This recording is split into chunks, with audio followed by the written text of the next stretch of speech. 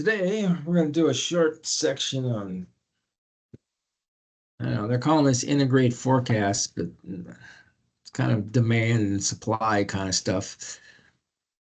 So we got today and tomorrow, and then Thursday, I'll start you in on how to read the economy.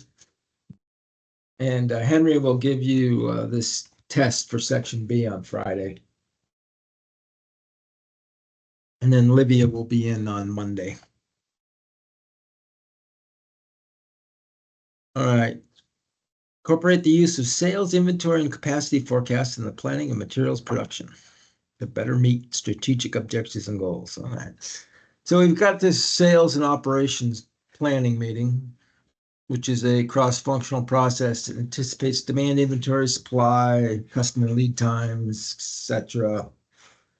It's basically looking, most companies, especially if they're a make to stock type of company, will put in a forecast in the master schedule, which drives purchasing to buy parts because the lead times are usually longer than what they have orders for. So they're always trying to adjust that schedule based on orders that they have. And that's what the sales and operation planning meeting is all about. Valuable in aligning forecasted demand with business planning. So integrated business planning extends the principles of sales and operation planning throughout the supply chain. So this is in your factory, and then integrated business planning, or IBP, goes to your tier 1, 2, 3, 4 suppliers. You're sharing your forecast with everybody and your inventory position and all that. Goes beyond sales and operation planning to help better understand the financial trade-offs between supply and demand decisions, and demand planning, forecasting, and collaboration among key stakeholders is critical. So the people that are really good at this are retail stores that do a lot of sales. So they don't want to stock out, but they don't want to get caught with the bullwhip effect either. So throughout the supply chain, everybody can see everybody's on-hand inventory and forecasts. We don't do such a good job of that in truck manufacturing.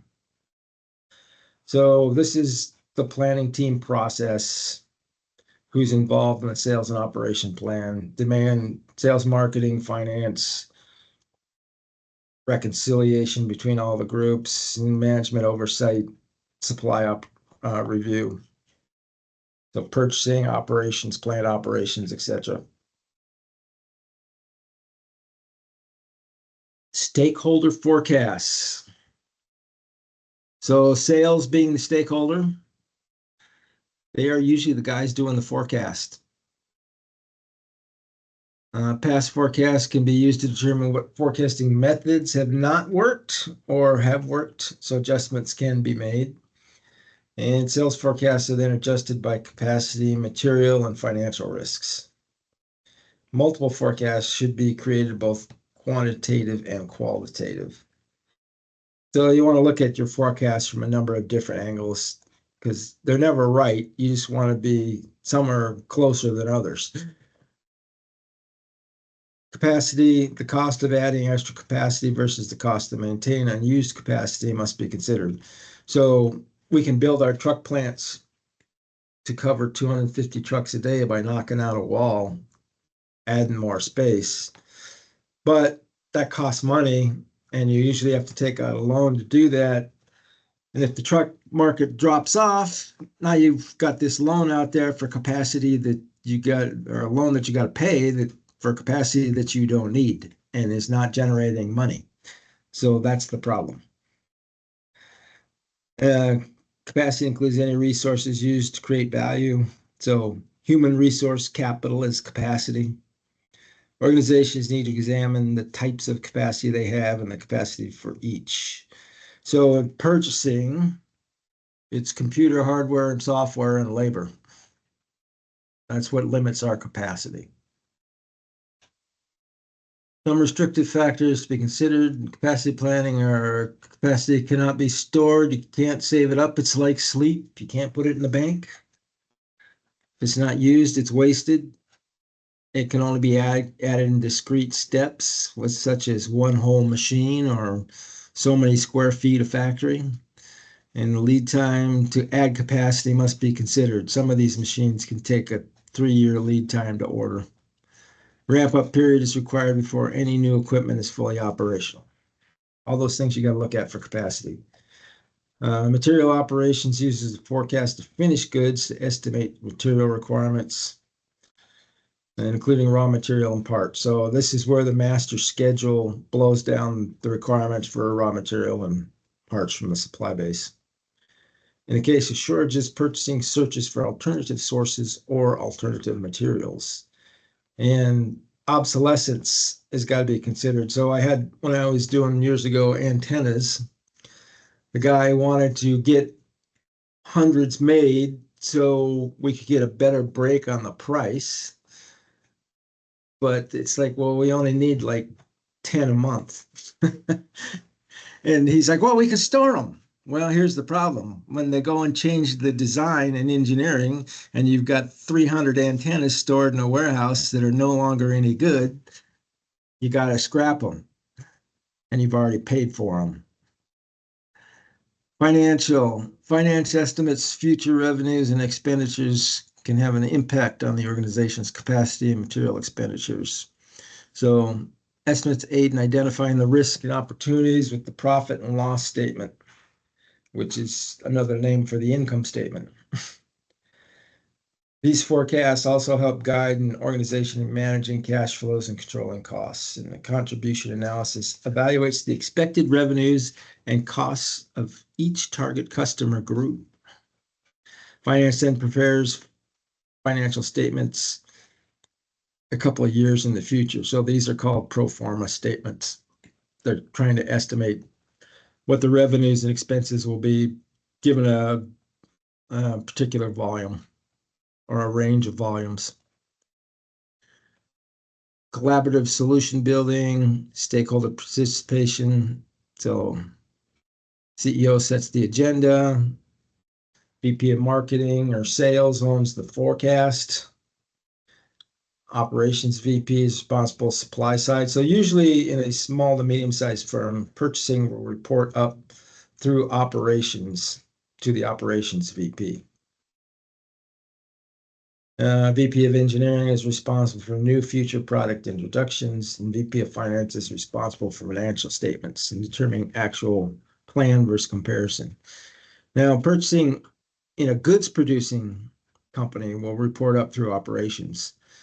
Usually in a service company or service industry, it'll report up through finance. Stakeholders usually meet once a year to formulate the plan and then monthly to make adjustments. It's called OPCOM, Operational Committee, or I can't remember what the OPCOM stands for. We have an OPCOM committee. It's senior guys looking at the plan. Manage forecasted data with suppliers. So CPFR, developed by the Voluntary Inter-Industry Commerce Standards, or VIX. This is retail. And like I say, because of their surging with sales and things like that, they have to be much better at planning inventory throughout the supply chain. So they share forecast data, which helps from misaligned forecasts and bullwhip effects, and used by retail, started by Walmart, and allows for joint development of commodity codes and planning. So with Walmart, I think everybody's on the same ERP system. They're using the same commodity codes. They're all looking at the same plan up and down the supply chain. So everybody knows what's going on. Here's the process. You got 8 collaborative tasks, form a cycle, 4 activities.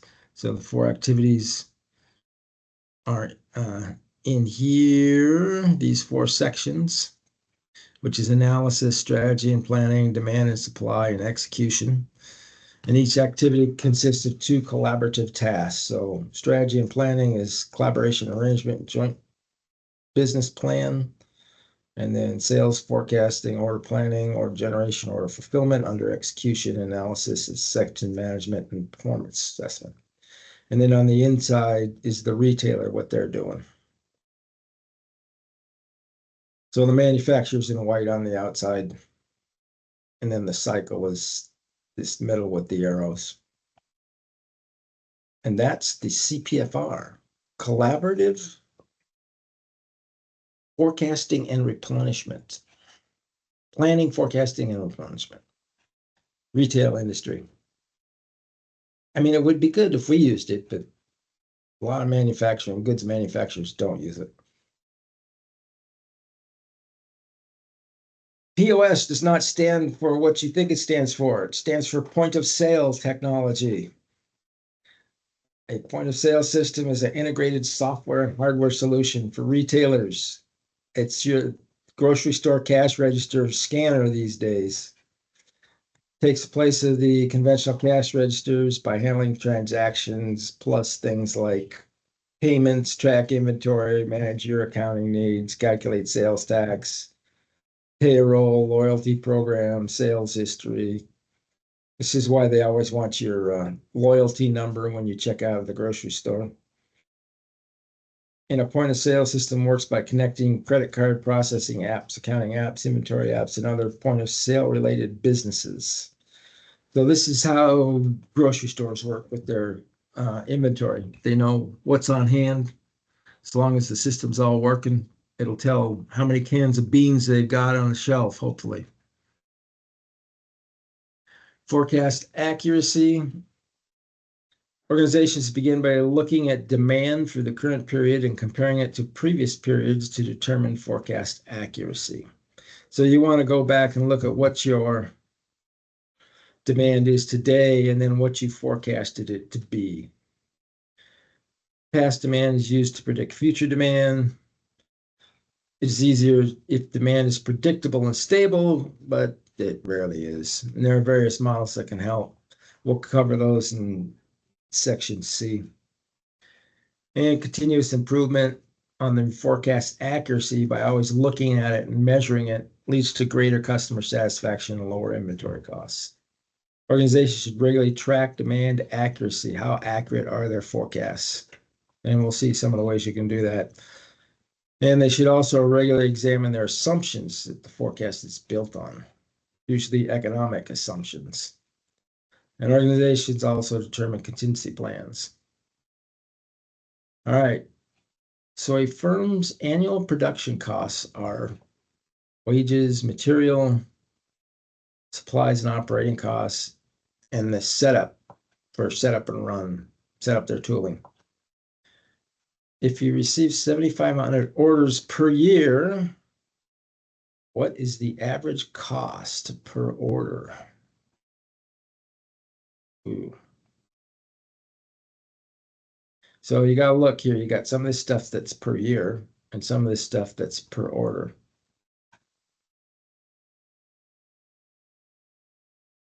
So I think what you usually will want to do on a question like this is turn these into orders because that's what they're asking.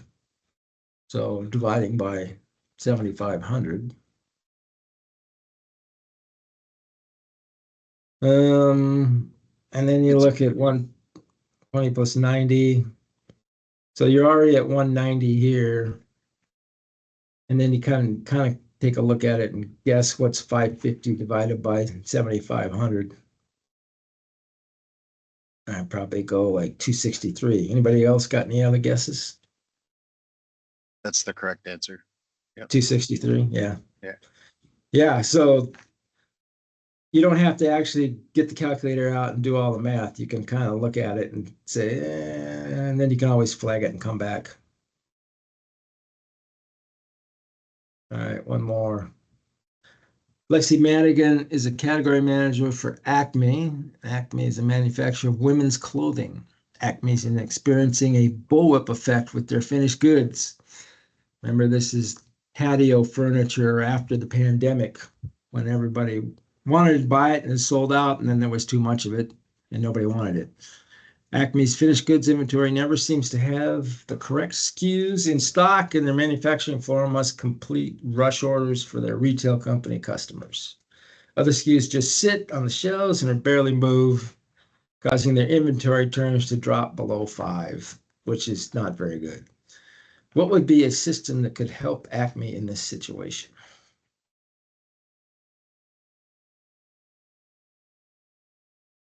Any guesses? They're dealing with they're dealing with retail, so it better be that.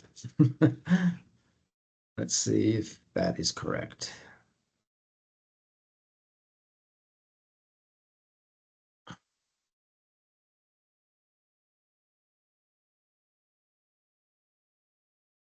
It is. All right. There are 6 questions out there. So guys, go ahead and work them. We'll go over answers at 2:25 unless everybody raises their hand before that and we finish up early.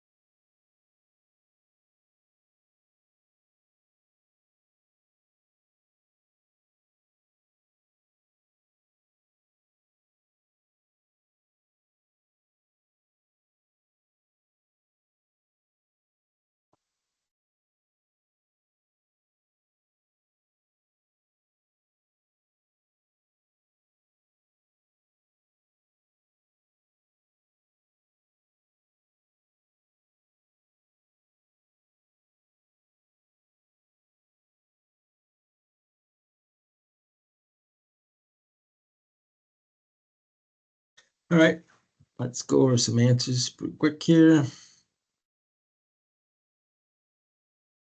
Number 1 is Charlie. Average cost per order is calculated by determining the average fixed cost per order and adding it to the variable cost per order. So you just divide by the number you think there, and you get 150 divided by 10 equals you add 15 to the 50 per order and get 65.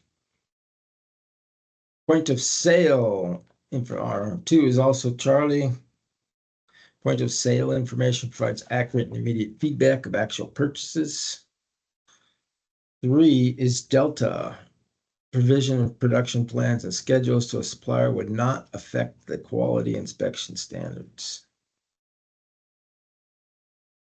4 is Alpha.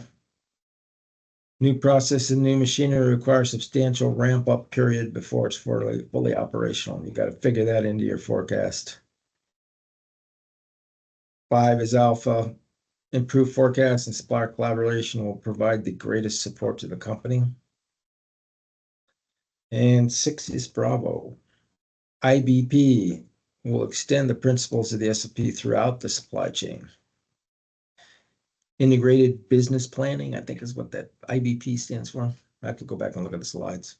All right, any questions? All right, tomorrow we will cover section B2. See you guys. Thanks, Rick.